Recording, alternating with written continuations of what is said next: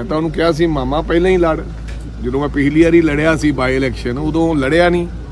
जे सुखबीर बादल जी उदों चुनाव लड़दे तो चुनाव असी जितदे, सारियां वोटां उन्होंने झाड़ू नूं पवाईयां क्योंकि उन्होंने राजा वड़िंग टारगेट लगता सी। 50,000 वोट मैनू पई सी जो 2022 च जिते हैं, 50,000 वोट मैनू इस बारी पई है। वो तो बाद चो आपदा बयान वापस लै गए। मैनू कोई इतराज नहीं, ही इज द प्रेजिडेंट। जम लड़े सरदार सुखबीर सिंह बादल, जे सुखबीर सिंह बादल जी को समा नहीं तो हरसिमरत जी नूं लड़ा दिओ, दोनों चो कोई लड़े, की इतराज है, उन्होंने पार्टी है।